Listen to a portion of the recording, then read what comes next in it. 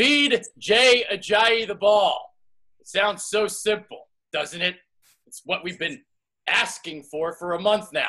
But we'll actually see if the Eagles can do it. Jay Ajayi did do it against Atlanta earlier this season. 26 carries, 130 yards. Last year, Eagles, 38 carries for 208 against Atlanta. Can we find the same success? Brendan Albert is here. I am Adrian Fedku. So we got a film study today. We're going to look at the game from last year. We're going to look at the wild card matchup between the Falcons and Rams last week as well. So let's welcome on in. Brendan, how's it going? It's going great, guys. It's a lovely, probably about 62 degree day here in Vegas, so it's hard for me really to complain in the middle of January. Yeah. Lucky bastard. Anyway, before we move on, I do want to give a quick shout out to you. And, you know, I know you're kind of starting that new podcast, the Bert and TD podcast. So if you don't know, go subscribe to Brendan Albert's channel. The podcast is up there. And if you guys want to know who's part of it, it's Brendan and Tony Del Grasso. So you know Tony from the Phillies videos that I do. So you and Tony, obviously you guys do a great job with that podcast. And tune into that first episode. I was on it. Yeah, it was a lot of fun. We did that the other night, guys. It's up on Apple Podcasts. We also have a YouTube channel. We also have our own website too. So there's a lot of different avenues you guys can check us out if you enjoy us. What we're trying to do is we're going to make that kind of me, Tony, and Adrian's also going to be part of it a lot. A wide net of stuff, not really just football focused. Obviously, football is kind of my background. But that's kind of our focus, guys. So if you enjoy what we do, we really do appreciate it if you guys check us out. And our Twitter is at Bert_and_TD. And our DMs is always open. So if you have topics or anything specific you want to hear us cover, let us know. We're going to try to make it a weekly show. So we really do appreciate your feedback. Yep, sliding those DMs. Brendan. Absolutely. All right, so before we kind of get into the film here, let me ask you the question straight up. Can you run against an 8-man box? Can you do it? Yeah, you absolutely can run on an 8-man box. I mean, it's not easy. You know, it's just going to become a who's a more physical battle. And the Falcons are a very light but fast defense. So they're not always the big, bulky, physical guys that you see from some other teams. So it is possible. Won't be easy, though, because running on an 8-man box is all well and good. But running on an 8-man box with a backup quarterback, that's a whole nother conversation. Yeah, because when they were doing it last year, at least they had Carson Wentz at their disposal. Exactly. Even though he was a rookie and struggling at times, he honestly didn't look like the way Nick Foles is looking right now. But, all right, so this is the first play we're going to look at. And, you know, this was a theme last year where the Eagles would use the extra tackle. Sometimes you'd use the extra tight end. So you look at that line of scrimmage, you got 7 men on it. Yep. And this is one way to fight the 8-man box. Go big on big, you know, and what happens is you guys need to understand too, offense has the first opportunity to substitute. Then the referee will walk over the center, hold the ball, put his hand up, and give the defense the opportunity to substitute as well. So it's a lot of like punch, counter punch type of conversation. So if we see the Eagles saying, hey, we're going to get physical with you and get nasty, and then Atlanta obviously has the opportunity to, you know, fight that. The big difference is that Atlanta doesn't have the personnel that's used to playing, you know, the big football, rough football. They're used to more of the spread physical teams.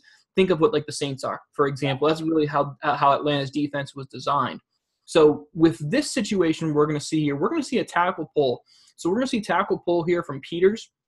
And then we're going to see Big V, who's lined up at tight end, probably the biggest tight end in NFL history now, is going to line up. He's going to down block. We're going to see a nice pull by Peters, and that ultimately is going to open up the vision for the left side here for Matthews. Yeah, actually, that's Sayamalu.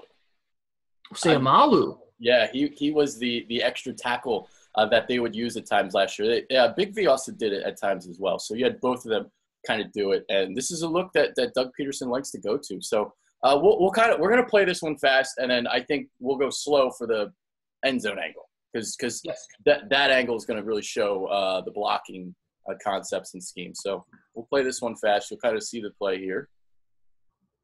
There you go. Nice. We got a great pull there too. You know, you have 2 really nice pull blocks here. Yeah. Big, you know, Kelsey obviously comes out and he makes a block about 15 yards down the field.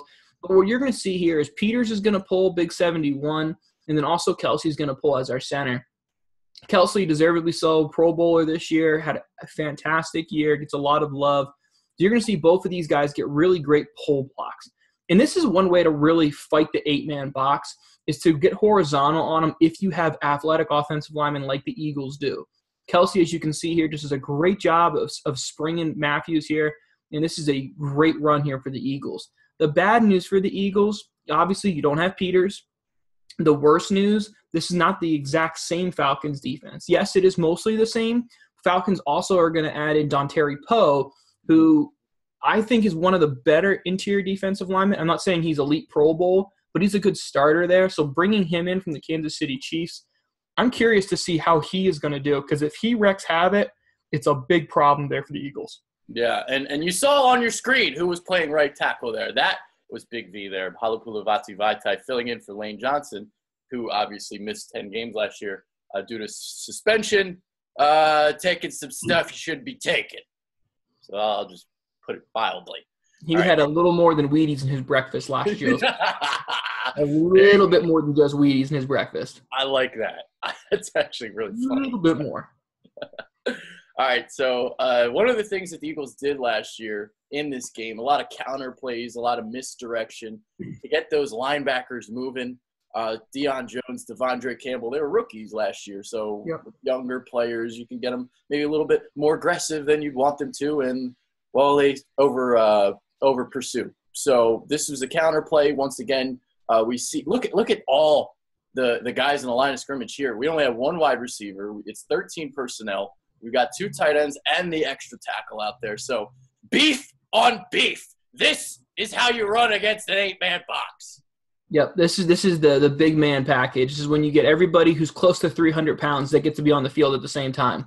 So this is when all of this offense walks on the field starts to shake because there's just so many big humans walking on the field at the same time. So, Adrian, you made a great point here. Falcons linebackers, both the names you just dropped there, very, very athletic, very, very, explosive, very, very good in coverage, but they're usually light. That's the trade-off. And Adrian, like you mentioned, they were rookies. So counter plays is a great way to capitalize on that. I would expect a lot of counter situations, especially in the third and fourth quarter. You're going to see the Eagles run a lot of the same personnel, try to rock those linebackers to the sleep, make them see the same thing. Then all of a sudden we get the counter, and hopefully now it's Jay Ajayi or whoever's back there has that opportunity to use the vision and bounce it for something big. Yeah. So we're going to play this one out as well. And have you seen the stat, Brendan? The Falcons are 0-6 when opponents run the ball 25 times or more this season. Eagles 11-1 when they run it 25 times or more. That makes complete sense to me. I think Atlanta offensively is very much figuring it out, and unfortunately that hurts the defense. I mean, that is very much a kind of sicklier stat there. But when we take a peek here, we get kind of that counter step here and then the comeback, and we just get a really nice job here by up front. We get a nice get double team down on our left side, and ultimately we have a good vision here to make a small run. Now, again, guys, through that hole, squeeze through that. I mean, you got to get skinny. When you have these many big humans on the field, the exciting thing is you're like, awesome. You have big, strong guys. The problem is those guys are not invisible. You can't pass through them. They're not invisible humans. They're huge dudes taking up space. So now you have to be really agile to get through, which is sometimes a problem with those bigger backs, like Eric Blunt, for example, doesn't always have the ability to get skinny through those holes. Yeah, and that was the situation. There was a 2nd and 15. You get 8 yards. So you put Carson Wentz in a more manageable third down situation. It was you put him in 3rd and 7, and that's going to be a key for tomorrow's game, man. I mean, first down is going to be the most important down for the Birds, really dictating the rest of the series and the downs and distances. So if you can get like 5-6 yards of pop on first down, that helps Nick Foles out tremendously. Big time. That's a great point, Adrian. The other nice thing that kind of makes it a difficult matchup for the Falcons is the Eagles play a lot of 2 tight end sets, sometimes even 3 tight end sets. And all 3 of them are pretty darn good receivers. Obviously, Selleck is, kind of the lesser of the 3, but he's probably the best blocker. So in the Falcons, for example, the Falcons up top, they see, okay, the Eagles are bringing in 3 tight ends. So naturally, what are they going to do? Hey, let's check. Let's get heavier. Let's get the 8-man box. And all of a sudden you have Trey Burton, you have Ertz. Both of those guys can run routes like receivers. So now you're having them matched up on maybe more physical linebackers who maybe aren't on the field for passing situations. They're being brought onto the field because they're seeing a heavier offensive look. This is where the chess match comes in. Yeah. And talk about chess match. We're going to show you the same look. The next 3 plays we're going to show you, there's a little wrinkle to each of these runs. So you see 2 wide receivers tight to the formation. These guys are basically de facto blockers. You have your half ball tight end, but essentially in a halfback role, right? This is this is a halfback, right? Yep, I'd call him an H-back. You probably heard Jordan Reed plays this a lot. Yeah. So there you go. So you're going to have this H-back / tight end. He's going to be in motion, and we'll kind of let this play out. But the reason why I'm showing this, the 2 wide receivers tight to the formation, I think this is something that can work because if you have an Alshon Jeffrey and you have a guy like a Mac Hollins who can really block, this stuff might work against Atlanta again on Saturday. Well, Adrian, before you even hit play here, I want to talk about something really quick here. Atlanta, like Seattle and now San Diego, and even Jacksonville when Gus Bradley was there, play a ton of cover 3. Ton of cover 3. That's what they love. Look at pre-snap here, guys. When a lot of times when you hear 8-man box, it's usually cover 3 behind it. Cover 3, and Adrian, do me a favor, point out the 2 corners for maybe some of our viewers who maybe aren't as familiar. One here. One corner here at the bottom of the screen. Another corner at the top, and then we have our safety in the middle of the field. Yep. So these are the 3 guys making it to cover 3. These are the 3 guys who are going to play deep. Now, as a defensive coach, this is what automatically alerts and scares the shit out of me. Ball's on the right hash, okay? So I know that the field is shorter to my quarterback's right than my quarterback's left. I have 2 receivers tight to the line of scrimmage on my left. A fantastic way to beat cover 3 because it's a zone defense is to flood the zone. So a lot of times you'll have the 1 receiver run a go, next receiver will run a post, 3rd receiver will run an under. So essentially what you're seeing is you're putting 3 guys on 1/3 of the field where there's only 1 defensive back because the coverage is safety in the middle, another corner on the top. They're not following them like you would in a man defense.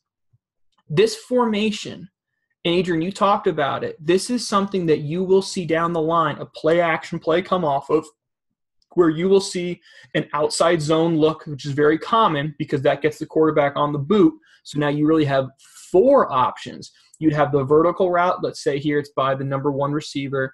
You'd have the post. You'd have the out, or the crosser. Maybe it's going to be the tight end. It could be that number 2 receiver. And then the 4th option, quarterback on the roll to get 4 or 5 yards. This is a very, very fundamental thing. You see it a lot in youth levels all the way up because it works. When you play a cover 3 team, the way you beat cover 3 is good protection and letting the crossers get across the field to put multiple offensive guys in the defensive zone. The way that you lose in this situation is because this play takes so much time for guys to get across the field, the pass protection has to really hold down the fort. And if they don't, you're looking at sacks, and now you can't do these type of things. So the cover 3 is a little bit of a gamble. It's pretty much saying we are going to get home before you have time to let a play develop. So that was a really long way, guys, of me explaining that this play, it's not going to excite you. You need to understand that. You're going to see this in the first quarter because, again, it's rocking them to sleep. It's not going to excite you, but you have to understand this is building for the 3rd and 4th quarter. So when you see the Eagles in the same formation, you start to smile because you know they're getting ready to call play-action play off it. Yep. And the plays that we're going to show in this film study, they are all runs. But we're going to see wrinkles potentially off this formation tomorrow. So when you watch this tomorrow and you see these games, you remember watching this, you're going to be like, there it is. There it is. Absolutely. All right. So what we're going to see here is we're going to see, I believe this is Selleck in the backfield. He's going to do what we call a wham block motion. So he's going to move away. He's going to then come back across the field, and he's going to block down on the end or at least chip out the end. Now, this ultimately gives a massive gash because what this allows now is the rest of the offensive line can zone block to our right because Selleck is going to get the left defensive end. So let's take a peek here at the interior blocking. This is a big advantage the Eagles have over Atlanta, we assume, at least from last year. Interior, they did a great job here. Kelsey, great job of getting both arms locked out.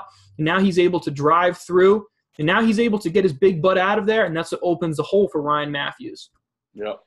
And something the Eagles do like to do, a lot of those trap blocks, those wham blocks, like you just mentioned. So that was a great job there by I believe that was Ertz. on who was that on the outside? That was Campbell, or not Campbell, Claiborne. Might have been, yeah.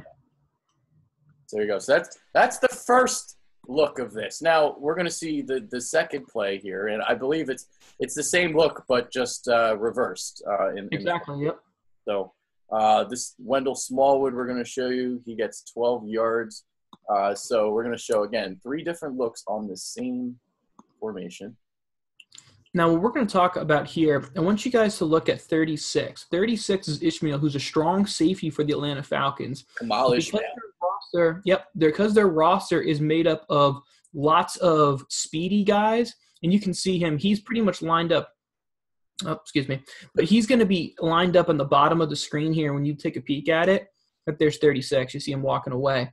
There we go. So pause it for us, Adrian. Yep. 36 pretty much right above Jason Peters standing up. Okay? So big 3-6 here, all right? This is a great example of Atlanta's personnel. Atlanta's personnel is more about speed than it is about physicality. This motion is going to zap him to slide inside.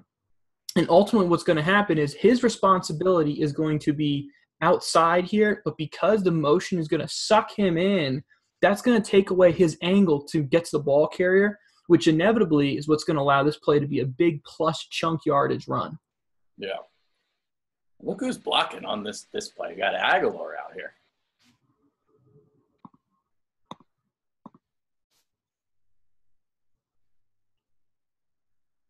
So again, same look. Yep. And 36 starts, he sees the tight end go away, so he starts to slide inside, and now he realizes, oh shit, I've slid too far. Well, now he has taken himself out of the play.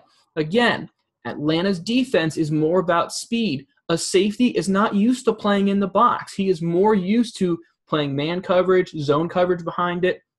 So when he sees motion, his thought is, how do I defend the pass? Not, how do I defend the run? Well, the good thing for Atlanta is Keanu Neal will be the one in the box instead of Kamal Ishmael. So it will be a little different there. But, man, good job blocking by DGB on that play. Wow. Yeah. It was like the best play he ever had. That's still on his highlight reel. I mean, I think he goes to bed at night and watches that play. That's the first play on his highlight reel right there. That's right. Mm-hmm. Yeah. There we go. All right, so one last look on this. And the only difference here is the tight end doesn't motion to wham block. So that's the wrinkle here. Third quarter, 117. Yep.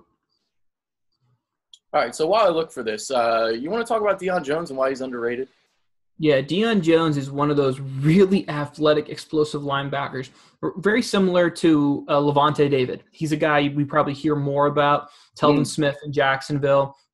Even Thomas Davis. Thomas Davis would kind of be like the top of the line. But these are all that same mold of players. Smaller linebackers that probably in the 90s would have been a strong safety, but they're just so explosive. Very, very athletic, very, very good coverage guy. So that's going to be a guy that we're probably going to see play a lot against Ertz.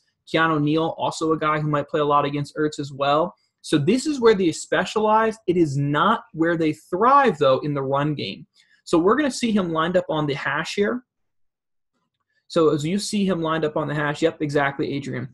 What I want you to look at this time, guys, is watch the counter and how that's going to pull him out. Yeah. All right, so let's do that. Let's play it. And again, counters and misdirections. That's what worked last year. Mm-hmm. You see him. He takes those little steps out. The counter, he pulls in, and now that run is exactly where he would have been, except for the fact that he bites on the counter. When you watch Deion Jones, he's going to move ultimately to where the ball is going to be run. But because he bites on the counter, watch him slide inside. And because he slides inside, this allows a better blocking angle getting up to the next level here for even an average offensive lineman. Because Matthews says, wait a second, the linebacker who was this gap is now gone. Okay, yeah, I'm going to go run this way. And if we thought Ryan Matthews' vision was good, Jay Ajayi is another animal in terms of vision. So that is a big, big benefit that Eagles have now compared from last season to this season's roster. There you go.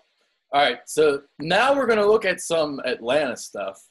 So let's take a look at this wild card game from this past Saturday. So I got some Aaron Donald stuff because I'm going to ask you about Fletcher Cox and whether There's a mismatch along the interior of the Atlanta offensive line. And then we're also going to look at Desmond Trufant because he's just that good. Yeah. Yeah, so let's talk about Aaron Donald here first. Every year when you see those NFL top 100 lists, the players rank, Aaron Donald's consistently a guy who's in that really high mix. To me, I think Aaron Donald might be the most dominant defensive player in the NFL. Everything he can do is elite. His power, and where you'll see him in a couple times, he does a really nice job of using every inch of his every inch of his arms to bench press guys away from him because he's so freakishly strong. Mm-hmm. Now, the bad news is there's no one in the NFL like Aaron Donald. It's just there's no one like him. The good news is the next closest is Fletcher Cox, in my personal opinion, at least on the inside. So the Eagles hopefully can take advantage of some of these guard mismatches they might have advantage with Fletcher Cox playing. Yeah, and that's what I've been talking about and lamenting is, those two guards, man, I don't know if they're going to be able to stop Timmy Jernigan and Fletcher Cox. So you got Wes Schweitzer. He was a 6th-round pick last year. And great. All right, so you're going to get help from Alex Mack on Fletcher Cox, but that leaves Timmy Jernigan. And on 3rd down, the Eagles have been lately bringing in Brandon Graham as a defensive tackle. So if you have Brandon Graham going against Ben Garland, that is a huge mismatch.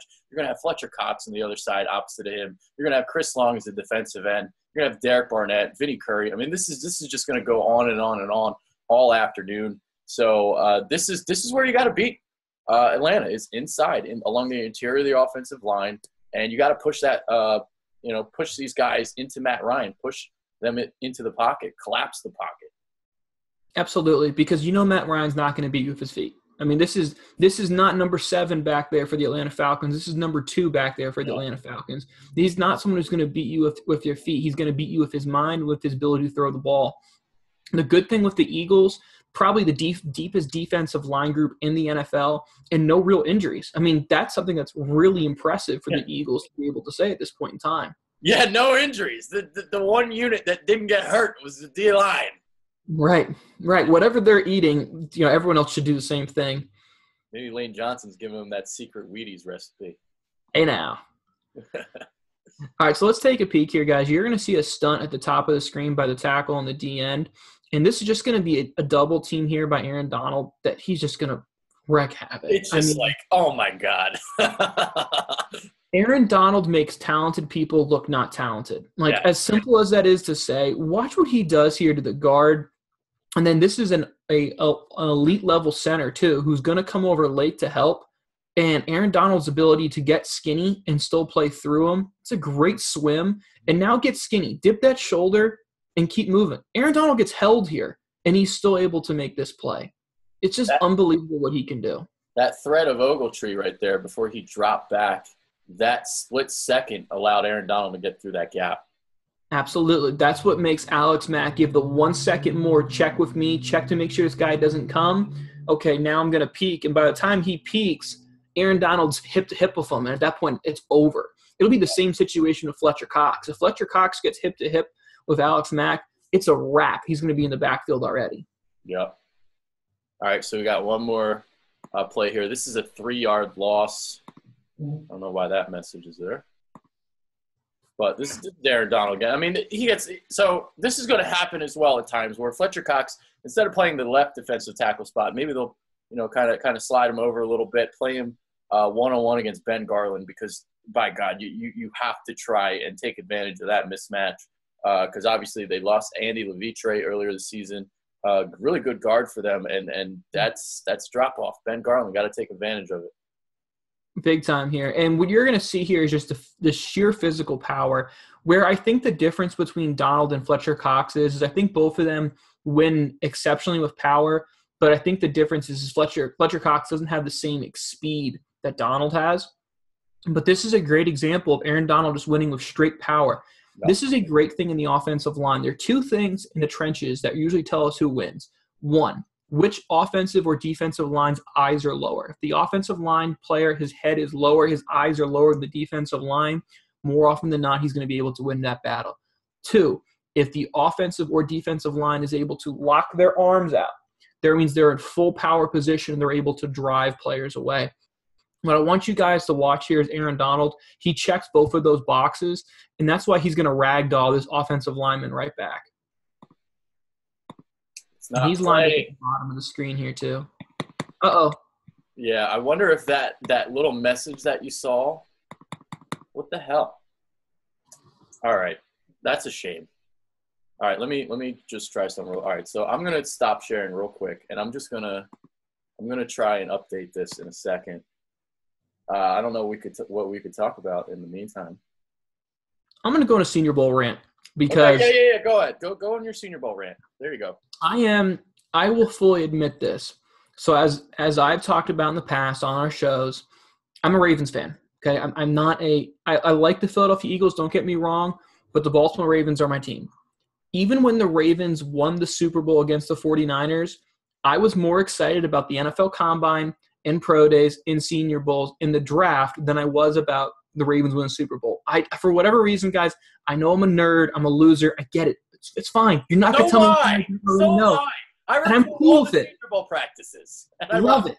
Love it. So anyway, Senior Bowl right around the corner from us. This is going to be a awesome Senior Bowl class because of the quarterback position specifically. I want to talk about two guys really quick here as Adrian gets things settled. Baker Mayfield, which, Heisman Trophy winner, no big deal. It's kind of important. And then Josh Allen. Baker Mayfield, I'm going to tell you guys right now, the most important thing he is going to do is going to be in the first hour he's at Senior Bowl, and it's going to be his weight and height and his hand measurement. If Baker comes in under 6 foot, there is very real possibility that this could be a major cause for concern. The other measurement, height or the weight, not as big of a deal. Hand measurement is going to be huge. If his hands come in at under 9 1/4, that's usually a big red flag. Jared Goff, for example, he was 6'4". I think he was like 215 when he came out, but his hands came in at 9. Yeah, that was 9. They were real small. Yeah, get little Don Trump hands. Okay. Yeah. So that's a concern for Baker. How he does there, I think, as long as he measures in around 6 foot and above 9 1/4 hands, I think he's going to solidify himself as being a 6 to 20 draft pick in the NFL. Regardless of what you think about him, I'm telling you that's where he's going to end up going. Now, the hand measurement, I know you guys are probably rolling your eyes and like, does that really matter? How stupid is that? When I was at IMG Academy, this is a true story. A GM was down there looking at 2 quarterbacks we had. I don't want to say their names because I don't want to put them on blast like that. You'll tell me after the show. I will. He shook their hands. And I asked him, Coach, so what did you think, about watching them work out today? He said, I won't draft such and such. And I said, why? He said his handshake was super weak, and I'm worried about how he holds a football. That is kind of funny. And I sat there dumbfounded, like, are you kidding me? You know that off of a handshake? I'll say this, looking back at it now, he was right about that quarterback. Now, the other quarterback I want to talk about is Allen from Wyoming. He's going to come measured in 6'5", 6'4", 240 pounds, and people are going to turn their head and be like, damn, this dude's huge. The other thing you're going to hear about him is his arm is going to explode and blow everyone else's arm out of the water here. Yeah. Rosen, Darnold, Mayfield, none of them have as strong of an arm as him. The only one who's even close is Lamar Jackson. Lamar Jackson's far more of a project. Yeah. So if you're someone who, is interested in arm power and the things you can't teach, and Allen might be the guy that you're going to fall in love with come April on draft day. I'm already in love with him.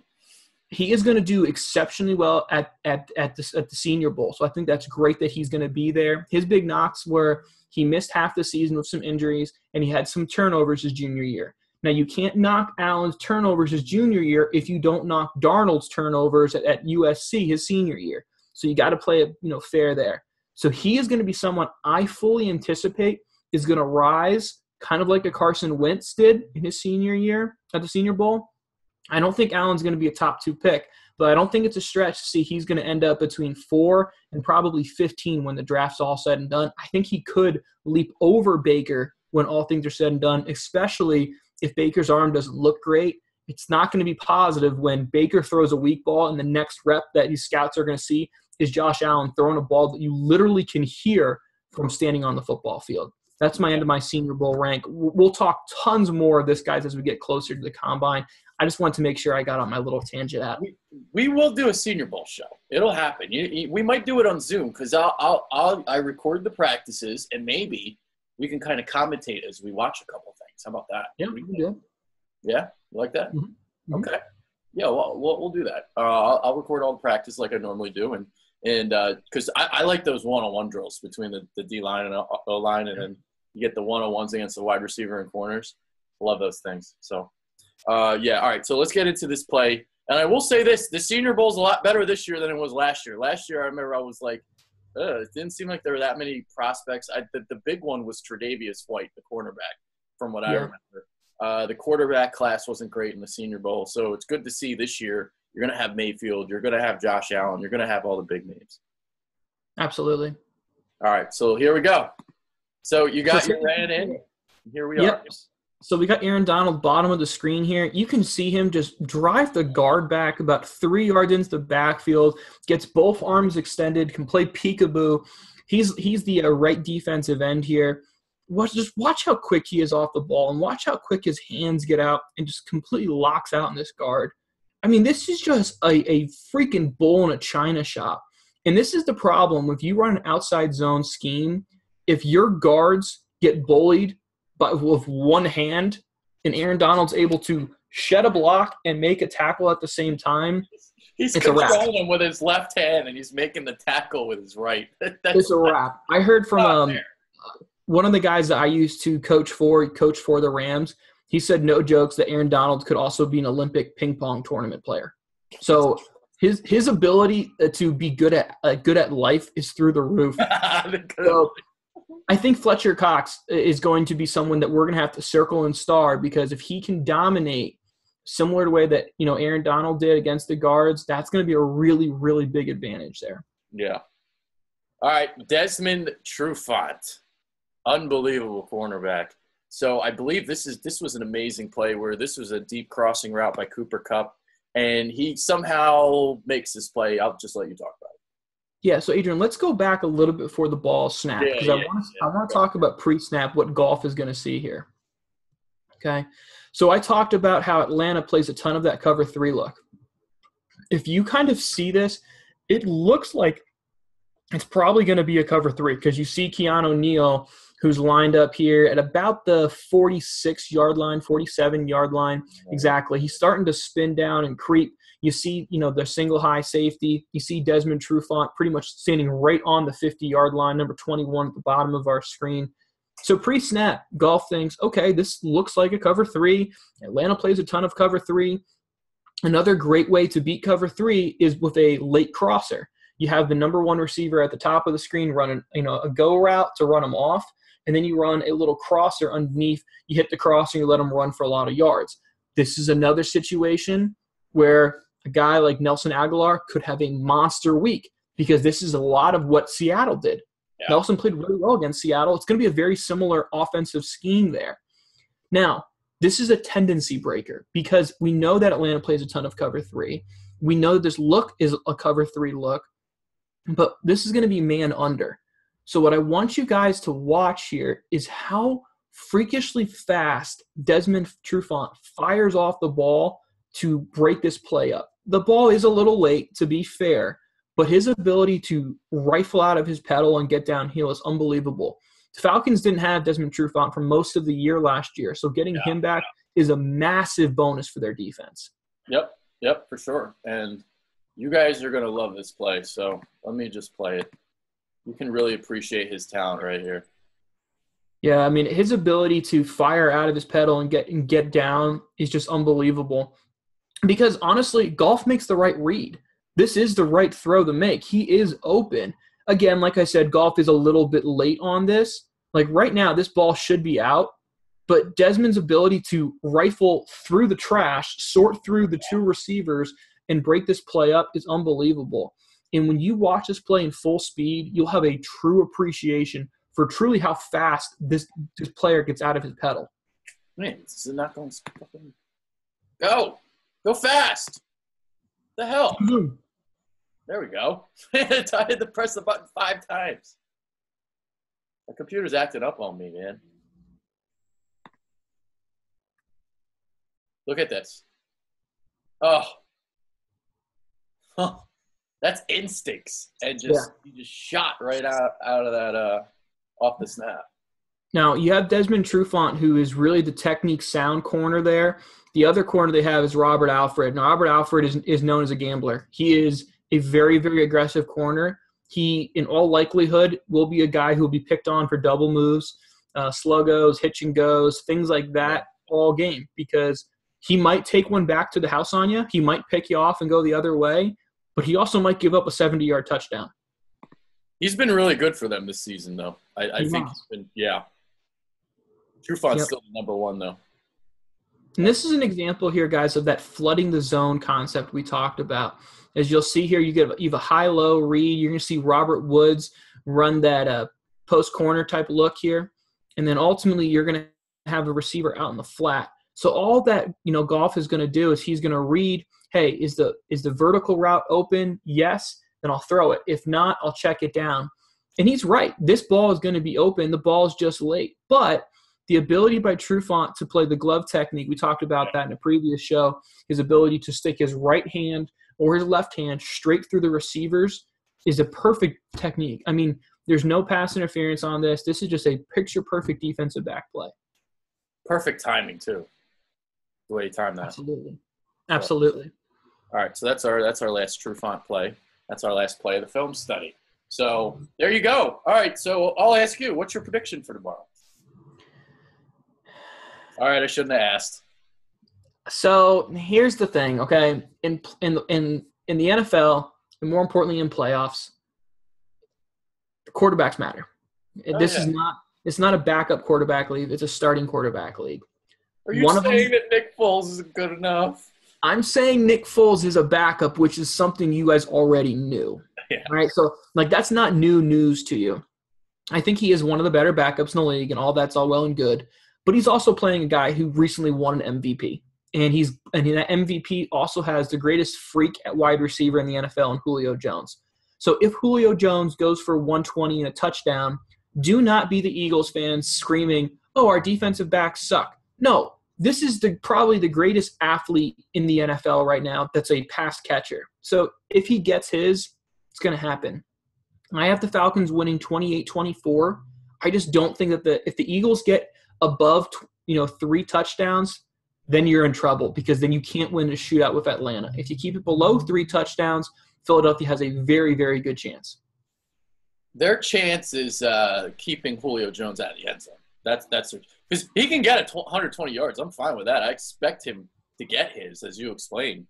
But the key is going to be to keep him out of the end zone. And that's the crazy thing, man. He had 3 touchdowns this season. Yeah. He did have one last week in the wild card round, but 3 all season. That's ew. I mean, look, I can if something you and me talked about off show. That offensive coordinator switch. Steve Sarkisian. It's Steve Sarkisian. It is. The Falcons had the largest point differential drop off in the NFL this year. Yeah. So I mean, when you say that, and it's not like you lost a quarterback, you didn't lose your receivers, your running backs, offensive line's realistically the same thing. It has to be the offensive coordinator. So, I could argue that, hey, if Atlanta clicks, they might be the scariest team in the NFL. But I also could tell you I have 16-plus games of saying Atlanta's not going to click. Why am I supposed to believe they're going to click tomorrow? So I'm going to give the nod to an MVP winning quarterback over a backup quarterback every single time. Yeah.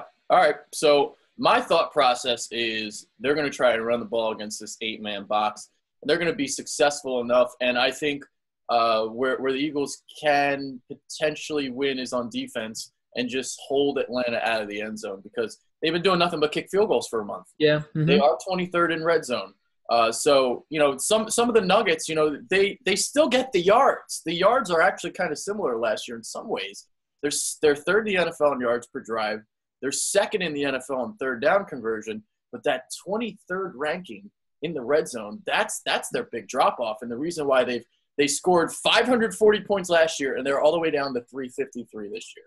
Yeah. There you go. All right. Anything else you want to say before we depart?